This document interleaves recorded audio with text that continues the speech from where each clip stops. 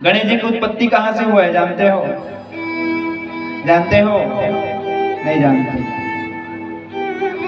क्षिति जल पावक गगन समीरा और पंच रचित यह अधम शरीरा। उस दिन मैंने बताया कि मनुष्य का शरीर कितने तत्वों से बना है। कौन कौन से? कैसे मुरली भैया, कौन कौन से तत्व से ये मनुष्य का शरीर बना है?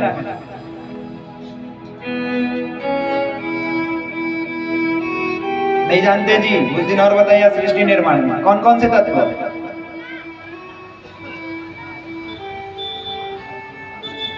बड़े प्यारे हो आप लोग, कहने के लिए कोई शब्द नहीं, बोलना पड़ेगा। क्षिति जल पावक गगन समीरा और पंच रचित यह अधम शरीरा। जवाब मैं खुद बता रहा हूँ, प्रश्न खुद भी कर रहा हूँ, आप लोग भी नहीं बता पा रहे। क्षिति जल पावक गगन समीरा, 5 प्रकार के तत्वों से ये मनुष्य का शरीर बना है। पहला मिट्टी तत्व, दूसरा जल तत्व, तीसरा वायु तत्व, चौथा अग्नि तत्व और 5वां आकाश तत्व। ये 5 प्रकार के तत्वों से मिलकर के बना है। आगे माटी पानी हवा। सोचा तो मने मन में महाराज को लोग कुछ भी बता सकते हैं। कैसे 5 तत्व आपके शरीर में है, प्रमाणित दूं। देखिए, क्षिति जल पावक गगन समीरा और पंच रचित यह अधम शरीरा। पहला मिट्टी तत्व आपके शरीर में विद्यमान है कि नहीं? मिट्टी तत्व मानते हो? माताएं जब नहाने बैठती है ना तो शुरू फिर कैसे? अब हम देखो जन भाई मन देखत नहीं है, देखे नहीं है, रगड़, लेकिन मैया मन अधिकांश काबर रगड़ हो, काय निकलते रगड़ होता, मैल निकलता है। जब आप लोग रास्ते में चलते हो ना तो वो इस शरीर को देखता है और ये रास्ते में जो धूल पड़ा रहता है वो कहता है, देख भाई तू भी मिट्टी का बना है, मैं भी मिट्टी का बना हूँ, दोनों का एक ही जाति है, दोनों का एक ही वर्ण है, तो आओ ना लग जाते हैं गले भाई, हम सब हैं भाई भाई। तो मिट्टी आकर के चिपक जाता है, रोज रगड़, मैल निकलते हैं, रोज रगड़। तो ये मिट्टी तत्व विद्यमान है सज्जनों, इसीलिए आप जितना आप घर्षण करोगे उतनी ज्यादा मैल निकलना शुरू हो जाता है। क्षिति, उसके बाद होता है जल, दूसरा है जल तत्व। आपके शरीर में जल तत्व विद्यमान है, इसीलिए आंखों से अश्रु की धार बहते हैं, शरीर से पसीना बहते हैं, ये जल तत्व का प्रमाण है। तीसरा क्षिति जल पावक अग्नि तत्व। आपके शरीर में अग्नि तत्व है, कहाँ है? घर में भोजन पकाते हो तो किस में पकाते हो? अग्नि में पकाते हो। और पका पुकाया जब भोजन आप खा लेते हो तो हमारे शरीर में भी भगवान ने एक ऐसा चूल्हा फिट करके रखा है, जो भी भोजन खाते हो उसको वो पकाने का काम करता है, जिसको वैज्ञानिक भाषा में हम लोग कहते हैं जठराग्नि। क्या कहते हैं? जठराग्नि। हमारे पेट में जठराग्नि है जो भोजन को पकाने का काम करता है, ये अग्नि तत्व है। वहां जो भी खाओ सब पच जाता है, बोलना पड़ेगा। क्षिति जल पावक गगन समीरा। गगन, हमारे शरीर में आकाश तत्व विद्यमान है, तभी हमारे शरीर पर रोम छिद्र है कि नहीं? अगर आकाश तत्व नहीं होता तो शरीर में रोम छिद्र नहीं होते। पानी गिरते बूंद बूंद गिरते देखे हो? भगवान ऊपर में छन्नी फिट करके रखे, एक एक बूंद टपक पे इकट्ठा गिरी, फिर पता नहीं टिकरी वाले कहाँ जाए, बोलना पड़ेगा। और नहीं फिर प्रैक्टिकल करके देख लो, इकट्ठा गिरवाओ। जब जल की धारा गिरती है तो फिर प्रलय शुरू हो जाता है। तो भगवान ने छन्नी फिट करके रखा है, जैसे हमारे शरीर में रोम छिद्र है वैसे ही आकाश तत्व में छिद्र है, इसीलिए बूंद बूंद वर्षा होती है सज्जनों, ये आकाश तत्व। क्षिति जल पावक गगन समीरा। समीरा का अर्थ होता है वायु। हमारे शरीर में वायु तत्व है, इसीलिए हम श्वास लेते हैं और श्वास छोड़ते हैं। वायु तत्व विद्यमान है, इसीलिए हम वायु से जीवित हैं, ऑक्सीजन से जीवित हैं, ये वायु तत्व का प्रमाण है। पंच रचित यह अधम शरीरा। इन्हीं 5 प्रकार के तत्वों से हमारा ये शरीर जो है बना हुआ है। माता पार्वती भी बैठ गई स्नान करने के लिए। अब माताएं का नियम तो जानते हो, माता पार्वती मन लगा करके आज सोची आज जी भर के नहा लिया जाए। अब वो नहाना शुरू की तो अंग को पहले भिगाई और फिर मैल निकालना शुरू किया। अब जब मैल निकालना शुरू किया तो माता पार्वती जो है मन ही मन खेलने लगी।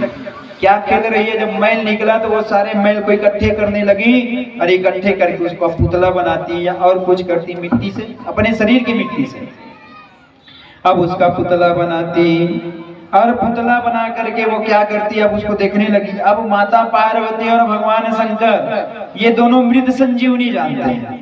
जो मर जाए उसको जीवित कर ले, जो निर्जीव पदार्थ है या वस्तु है या पुतला है उसमें वो जीव उत्पन्न कर ले, ये माता पार्वती जानती है और भगवान शंकर जानते हैं। तो वो उन्होंने मिट्टी का पुतला बनाया और मिट्टी का पुतला बना करके क्या किया, उसमें मृत संजीवनी मंत्र पढ़ दे। रूप को सहस्रेषु रूप कोटेषु ते अंतगंतम न सक्ताः स्मं देवो नमोस्तुते। मृत संजीवनी मंत्र पढ़ दी और सज्जनों जब मृत संजीवनी मंत्र पढ़ा तो वो जीता जागता बालक जो है 10 वर्ष का बालक माता पार्वती के सामने खड़े हो गए। 10 वर्ष के बालक माता पार्वती के सामने खड़े हो गए। अब उस बालक को देखिए, अब आप जान सकते हैं 10 वर्ष का बालक कितना बड़ा होता है। उस बालक को बोला कि आज से तू मेरा बेटा है और जाओ और जाकर के मेरे द्वार पर रक्षा करना, द्वारपाल बन जाओ। मैं स्नान कर रही हूँ, मेरा आदेश जब तक के ना हो किसी को अंदर आने मत देना। द्वारपाल बना करके खड़े कर दिए। जानते हैं सज्जनों, जो भी आता ये जो है वापिस कर देता। इनका नामकरण कर दिया माता पार्वती ने। क्या नाम का? गण। और गण जो है भगवान शिव के गण है और इन्हीं का देवता है ईश, इसलिए इन दोनों इनका नाम कर दिया गणेश। ये मेरा गणेश है, ये मेरा पुत्र है। उनका नामकरण किया गणेश और गणेश को कहा कि जा बेटा गणेश तू जाकर के आज मेरे स्नान करते तक के किसी को प्रवेश मत करने देना, द्वारपाल बन करके रक्षा करना। एक लकुटी पकड़ा दी और लकुटी पकड़ा करके बालक को खड़े करा दिया दरवाजे पर। सभी माता पार्वती के महल पर आने लगे, सबको लौटाते गया। पता है भगवान शंकर पहुंच गए। भगवान शंकर पहुंचा तो उस बालक ने रास्ता रोका। अरे भाई रुको, अंदर नहीं जाना है, प्रवेश निषेध है। बिना अनुमति के प्रवेश निषेध है, आप नहीं जा सकते, रुकिए। भगवान शंकर ने कहा देख बेटा तू कौन है? तो बोले मैं जो भी हूँ। आप कौन हो? बोले पहले अपना परिचय दीजिए, आप आए हो मेरे घर पर। हाँ, पहले अपना परिचय नहीं बताना चाहिए, पहले परिचय लो उसके बाद परिचय दो। गणेश ने वैसे ही किया। बोले मैं शंकर हूँ, मैं शंकर हूँ। बोले शंकर? कौन शंकर? बोले मैं इस घर का मालिक हूँ। बोले ये मेरा घर है और अंदर जो होगी ना स्त्री वो मेरी धर्म पत्नी है, मेरी प्रिय है। तो बोले ठीक है, लेकिन देखिए हमको माता ने आदेश दिया है कि आपको अंदर नहीं जाना है। मैंने तो अपना परिचय बता दिया, अब तुम बताओ। तो गणेश बोलने लगा पार्वती मेरी माता है, मैं उसका पुत्र कहता हूँ,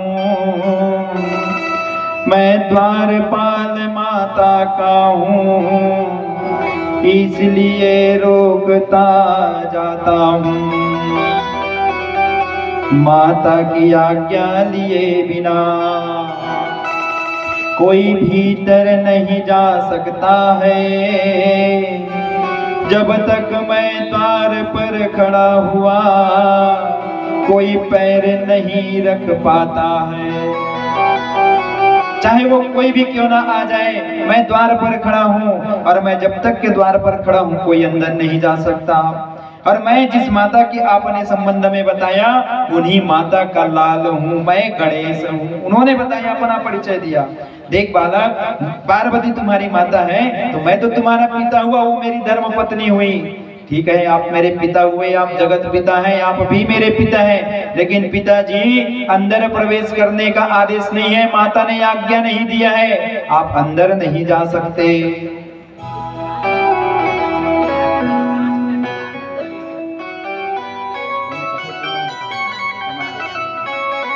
बोले नारायण भगवान की। नास्तो विद्यते भावो ना भावो विद्यते सतः उभयोरिष्टदन्तो तत्व सतत्वदर्शभितः। आज उसको समझाने लगा, देख बालक, मुझको अंदर जाने दे, मैं तुम्हारा पिता हूँ और पिता को कौन रोकता है, जरा बताओ कौन रोक सकता है पिता को। बोले मेरी माँ की आज्ञा नहीं है, मेरी माँ की आज्ञा होगी तब मैं आपको अंदर जाने दूंगा। तो बोले जाओ अपनी माता को पूछ करके आओ। तो गणेश बोला कि देखो पिताजी, मेरे माता जी अभी स्नान करने गई है और जब तक वो स्नान से नहीं आ जाती मैं परमिशन नहीं ले सकता, आज्ञा नहीं ले सकता, तब तक आप खड़े रहिए। भगवान शंकर ने बालक को समझाने का बहुत प्रयास किया लेकिन नहीं माना। आखिर में फिर दोनों के बीच में युद्ध की बात छिड़ गई। देख तू अगर नहीं मानेगा तो मैं तुझको मारूंगा बोले। तो गणेश ने कहा जब मुझको मारोगे तो मैं भी मारने के लिए तैयार खड़ा हूँ, लड़ने के लिए तैयार खड़ा हूँ। अरे कोई भी आया कोई भी कह देगा कि पिताजी हूँ तो मैं कैसे जान जाऊंगा, मैं नहीं जानता आप कौन हो। अब होंगे अपने जगह पे शंकर लेकिन मैं आपको नहीं पहचानता। गणेश अरे बालक मूर्ख, तू मुझको नहीं पहचानता और मुझसे लड़ने के लिए तैयार हो गया। दोनों के बीच में युद्ध शुरू हो गया सज्जनों। गणेश के आगे शिव के गण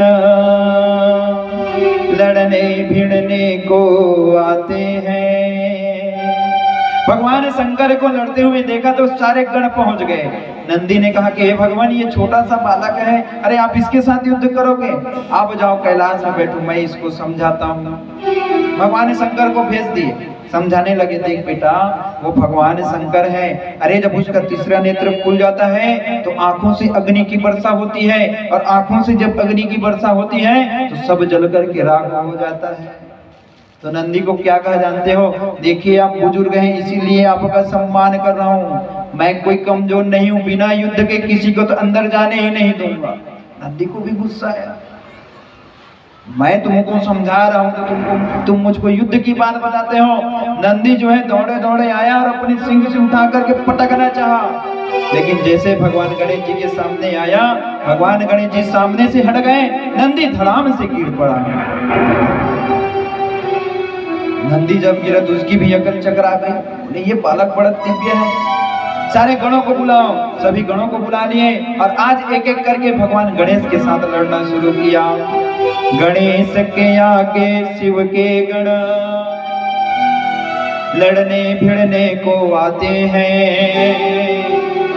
गणपति ने सबको जीत लिया, सब गिरते पड़ते जाते हैं, सबका सब पे विजय पा गया। नंदी भी दौड़े दौड़े गया और उनके नंदी श्रृंगी भृंगी जितने थे सब दौड़े दौड़े गए। त्राहि मां प्रभु त्राहि मां प्रभु त्राहि मां ममैवं तो भगवन्नापो वैपरीत्यं भविष्यते ममैव भवतां लज्जा गिरिराज शिवरोरहि। दौड़े दौड़े गए। अरे आज वो जो बालक है उस बालक से हम हार गए प्रभु। ये देखिए किसी का हाथ टूटा तो किसी का पैर टूटा, किसी का सर फटा। ये जाकर के भगवान शिव को अपनी दशा दिखाई। भगवान शंकर चले आए, अरे तुम लोगों से नहीं सुधरेगा, मैं युद्ध करूंगा।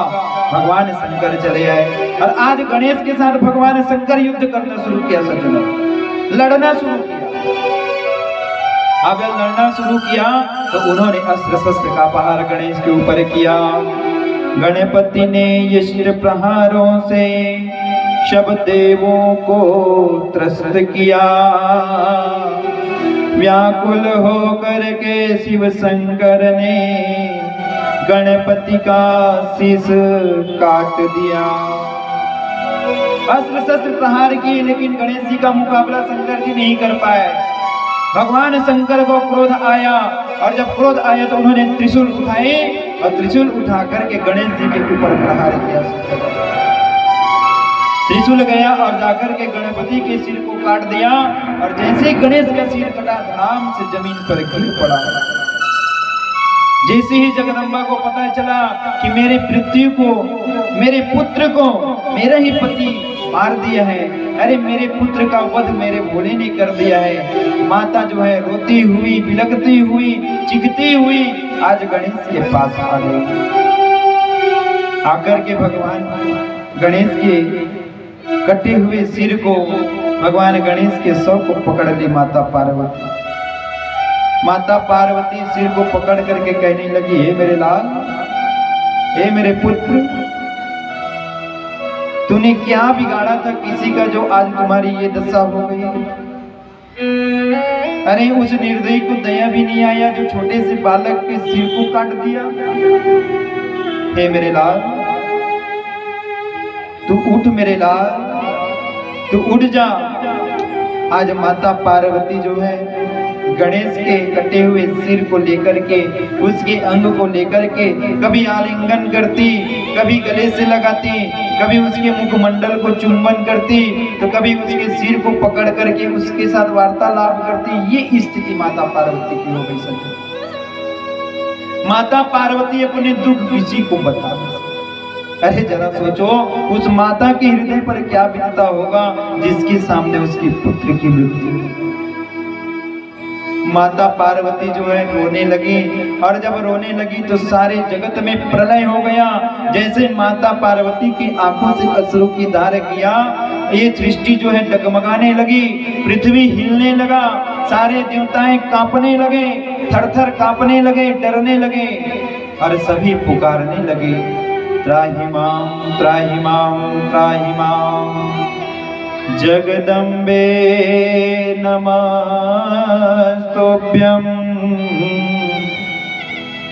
शिवायै च नमोस्तुते, चंडिकायै नमस्तुभ्यं, कल्याणी नमोस्तुते। आज किसी की विनती नहीं सुन रहे हैं सज्जनों। माता जगदम्बा आज व्याकुल हो गई। स्वयं भगवान भोलेनाथ गए, देख देवी मुझसे गलती हो गया, मैंने इस बालक को समझाया लेकिन ये नहीं माने, लड़ने को तैयार हो गया, मैं क्रोध में अपने आप को रोक नहीं पाया, इसके सिर को काट डाला। माता कहने लगी कि देख, आपने मेरे पुत्र का वध किया है और आप ही मेरे पुत्र को जीवित करोगे। मैं बता देती हूँ, अगर मेरा लाल जीवित नहीं हुआ तो मैं भी अपने प्राण को त्याग दूंगी। आज माता पार्वती भगवान भोले के सामने बोलने लगे। ब्रह्मा विष्णु और ऋषि मुनि सुन जोड़े शीस नवाते हैं, अपराध सभी का क्षमा करो माँ, सब शरण में आपकी आते हैं। त्राहि माम मैया, त्राहि माम, हम भी आपके शरणागत हैं, हमारी अपराध को क्षमा करो, हमसे गलती हुआ, हमसे त्रुटि हुआ, आप हमको माफ कर दो। भगवान शंकर सोचने लगे, अगर मैं इसको जीवित नहीं करूंगा, इस बालक के सिर को अगर मैं जीवित नहीं करूंगा तो हो सकता है माता पार्वती अपना भी प्राण त्याग दे। उन्होंने कहा है वो कर देगी। भगवान शंकर जानते हैं सती ने आत्मदाह कर दिया और ये वही सती है। तो नारायण को आदेश किए कि हे नारायण, जाओ जाकर के तुम किसी बच्चे का सिर काट करके लाओ। नारायण ने कहा कि मैं किसका सर काट दूं भगवान? अरे वो भी तो जीव है, उसकी भी तो माँ है, तो क्या उसके माँ को कष्ट नहीं होगा? आज एक माँ दुखी है, कल दो माँ दुखी हो जाएगी। तो भगवान शिव ने कहा कि देख नारायण, जिस माँ को अपने बच्चे के प्रति प्रेम नहीं होगा ना, ऐसे बच्चे का सिर काट के लाना। भगवान नारायण ने कहा ठीक है भगवान, आपका आदेश है। तो ब्रह्मा विष्णु इंद्र सभी देवता जो है आज ऐसे माँ की तलाश में निकल गए जो अपने बच्चे से प्रेम ना करता हो। अब सबको देखें, सारे बच्चे को देखें, जितने नवजात शिशु थे सबके घर गए, सभी की माँ अपने बच्चे को पकड़ पकड़ के लिपट करके सोई हुई है। और जो माँ अपने बच्चे को पकड़ के सोई है, लिपट करके सोई है, उसका सिर कैसे काट दें। जानते हो भगवान नारायण जंगल में गया, जंगल में जाकर के देखा एक हथनी को। वो हथनी ने तुरंत शिशु को जन्म दिया, अपने बच्चे को जन्म दिया, लेकिन वो अपने बच्चे की तरफ मुख करके नहीं सो पाती। जब भी हथनी अपने सोएगी अपने बच्चे के तरफ पीठ करके सोती है, क्योंकि उसको भी अपने बच्चे से प्रेम है। अरे कोई कहीं मेरे पैर में मेरा बच्चा दब ना जाए, और वो छोटा सा बच्चा दब गया तो कहीं कुछ हो ना जाए, इसलिए अपने पैर को फैला करके पीठ करके सोती है हथनी। नारायण ने देखा कि यही एक माँ है जिसका प्रेम अपने बच्चे के प्रति नहीं है लगता है, तभी तो पीट करके सोई है। नारायण ने आदेश किया, सुदर्शन गए, जाकर के हथनी के बच्चे का सिर काट दिया, और आज लेकर के भगवान शिव के चरण पर पहुंच गए। मत पुत्रो यदि जीवे तदा सहरणम नहीं, यथा हि भवतां मध्ये पूज्योऽयं च भविष्यति, पूज्योऽयं च भविष्यति। भगवान शिव ने उस हथनी के बच्चे के सिर को पकड़ा और आज गणेश के धड़ से जोड़ दिया और मृत संजीवनी पढ़ दिया। सज्जनों, जैसे मृत संजीवनी पढ़ा, वो बच्चा जो है खिलखिला करके हंसते हुए माता पार्वती के सामने खड़े हो गए। और जैसे ही बालक खड़ा हुआ, आज बालक को देख करके सारी देवी देवता जो है नतमस्तक हो गए, हाथ जोड़ लिए और हाथ जोड़ करके ताली बजा दिए, और ताली बजा करके फूलों की वर्षा करने लगे। और फूलों की वर्षा करते हुए आज जय जयकार करने लगे। बोलिए गणेश भगवान की, बोलिए गणेश भगवान की, बोलिए गणेश भगवान की। आरती गाने लगे, जय गणेश जय गणेश जय गणेश देवा, माता जाकी पार्वती पिता महादेवा। जय गणेश जय गणेश जय गणेश देवा, माता जाकी पार्वती पिता महादेवा। जय गणेश जय गणेश जय गणेश देवा, माता जाकी पार्वती पिता महादेवा। जय गणेश जय गणेश जय गणेश देवा, माता जाकी पार्वती पिता महादेवा। एक दंत दयावंत चार भुजाधारी, एक दंत दयावंत चार भुजाधारी, माथे पर तिलक सोहे मूस की सवारी, माथे पर तिलक सोहे मूस की सवारी। लडवन का भोग लगे संत करे सेवा, लडवन का भोग लगे संत करे सेवा। जय गणेश जय गणेश जय गणेश देवा, जय गणेश जय गणेश जय गणेश देवा। जय गणेश जय गणेश जय गणेश देवा, जय गणेश जय गणेश जय गणेश देवा। माता जाकी पार्वती पिता महादेवा, माता जाकी पार्वती पिता महादेवा। आशीर्वाद बनाए। बोले नारायण भगवान की जय हो। शिव ब्रह्मा